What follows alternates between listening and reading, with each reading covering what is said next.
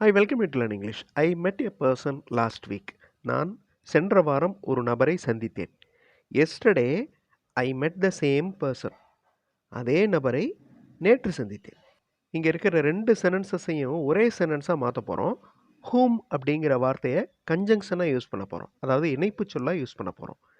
I met the person yesterday whom I met him last week. போன வாரம் நான் யாரை பார்த்தேன்னா அவரை நேற்று பார்த்தேன். ஓகே, இந்த ஹூம் அப்படிங்கிற வார்த்தை கொஸ்டின் வேர்ட், அதை ஒரு கன்ஜங்ஷனாக நம்ம யூஸ் பண்ணியிருக்கோம். அதே மாதிரி ஹீ ஹேஸ் ரிட்டர்ன்டு, அவர் திரும்பி விட்டார். ஐ டு நாட் நோ, எனக்கு தெரியாது. ஒய் அப்படிங்கிற வேர்டை யூஸ் பண்ணி அவர் ஏன் திரும்பி விட்டார் என எனக்கு தெரியவில்லை. I do not know why he has return.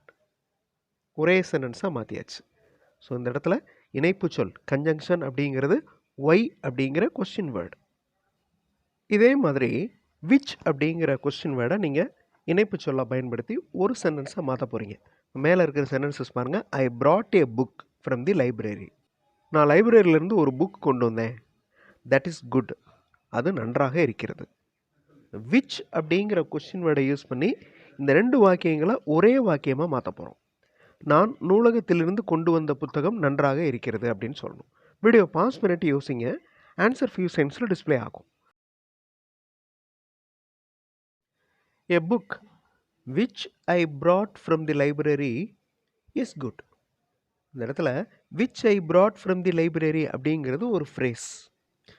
ஒரே சென்டென்ஸாக மாற்றியாச்சு. நான் நூலகத்திலிருந்து கொண்டு வந்த புத்தகம் நன்றாக இருக்கிறது. அதாவது நான் நூலகத்திலிருந்து எந்த புத்தகம் கொண்டு வந்தேனோ அது நன்றாக இருக்கிறது. இந்த which அப்படிங்கிறதுக்கு எந்த அப்படின்னு அர்த்தம். how that is possible, அது எப்படி சாத்தியம். I do not know, எனக்கு தெரியவில்லை. ஹவு அப்படிங்கிற வேர்டை நம்ம யூஸ் பண்ண போகிறோம் கன்ஜங்ஷனாக. ட்ரை பண்ணி பாருங்கள் ஒரு சென்டென்ஸாக மாற்றுறதுக்கு. வீடியோ பாஸ் பண்ணிவிட்டு ட்ரை பண்ணுங்கள். 2 சென்டென்சஸ் அதான் ஒன்றா மாற்றியாச்சு. I do not know how that is possible, அது எப்படி முடியும் என்று எனக்கு தெரியவில்லை. ஸோ இந்த இடத்துல ஹவு அப்படிங்கிற கொஸ்டின் வேர்ட் ஒரு கன்ஜங்ஷன். ஒரு சிச்சுவேஷன், ரயில்வே ஸ்டேஷனில் நீங்கள் டிக்கெட் புக் பண்ண போகிறீங்க.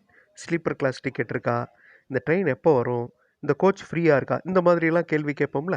அந்த சிச்சுவேஷனில் எப்படியெல்லாம் இங்கிலீஷில் பேசலாம் அப்படிங்கிறத தமிழ் வழி இங்கிலீஷ் சேனலில் கொடுத்துருக்கேன். அதனுடைய லிங்க் டிஸ்கிரிப்ஷனில் இருக்குது. அந்த வீடியோ பாருங்கள், கண்டிப்பாக உங்களுக்கு யூஸ்ஃபுல்லாக இருக்கும். Now back to the exercise. He is Ravi, அவர் Ravi. He built that house, அவர் அந்த வீட்டை கட்டினார். ஹூ அப்படிங்கிற கன்ஜங்ஷனை இங்கே அப்ளை பண்ணி ஒரு சென்டென்ஸாக மாற்றுங்க. வீடியோ பாஸ் பண்ணிவிட்டு ட்ரை பண்ணுங்கள். He is Ravi who built that house. அவர் தான் ரவி, அந்த வீட்டை கட்டியவர். அதாவது அவர் யாருன்னா அந்த வீட்டை கட்டியவர். He is Ravi who built that house. You complete the work, நீ வேலையை முடி. Then you call me, அதுக்கப்புறம் என்னை கூப்பிடு. When அப்படிங்கிற கன்ஜங்ஷன் யூஸ் பண்ணி ஒரே சென்டென்ஸாக மாற்றுங்க. Call me when you complete the work. இந்த கால் மீ அப்படிங்கிறது இம்பெரேட்டிவ் சென்டென்ஸாக இருக்குது. யூ கம்ப்ளீட் த ஒர்க் அப்படிங்கிறத சேர்த்து when you complete the work. How is that, அது எப்படி இருக்கிறது. ஐ டு நாட் நோ, எனக்கு தெரியவில்லை. இந்த ஹவ் அப்படிங்கிற வேர்டை யூஸ் பண்ணி ஒரே சென்டென்ஸாக மாற்றுங்க. I do not know how that is, அது எப்படி இருக்குது அப்படின்னு எனக்கு தெரியவில்லை. You selected that, I brought that. நீ செலக்ட் பண்ண, நான் அதை கொண்டு வந்திருக்கேன். இப்போ ஒரே சென்டென்ஸாக நம்ம மாற்ற போகிறோம். நீ என்ன செலக்ட் பண்ணியோ அதை நான் கொண்டு வந்திருக்கேன் அப்படின்னு. I brought what you selected. நீ எதை செலக்ட் பண்ணியோ அதை நான் கொண்டு வந்திருக்கிறேன். I know everything, எனக்கு அனைத்தும் தெரியும். I tell you everything, நான் உங்கள்கிட்ட எல்லாத்தையும் சொல்கிறேன். வாட் அப்படிங்கிற கன்ஜங்ஷனை யூஸ் பண்ணி ஒரே சென்டென்ஸாக மாற்றுங்க.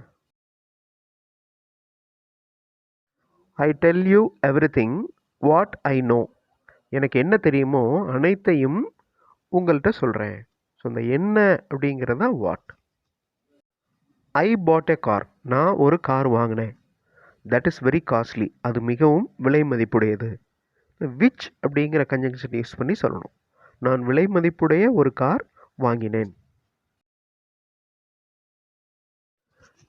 ஐ put a car which is very costly. ஒரே சென்டென்ஸாக மாற்றியாச்சு. அந்த விச் அப்படிங்கிறது conjunction. I put a car which is very costly. He is the student. He got the first rank. who அப்படிங்கிற வேர்டை யூஸ் பண்ணி முதல் ரேங்க் வாங்கிய மாணவன் அவர்தான் அப்படின்னு சொல்லணும். இதை ட்ரை பண்ணுங்கள். ட்ரை பண்ணி கமெண்ட்டில் ஆன்சர் பண்ணுங்கள். அடுத்தடுத்த வீடியோஸில் இன்னும் நிறைய இன்ட்ரெஸ்டிங்கான கிராமர் டாபிக்ஸோடு பார்க்கலாம். தேங்க்ஸ் ஃபார் வாட்சிங் and thanks for your valuable comments.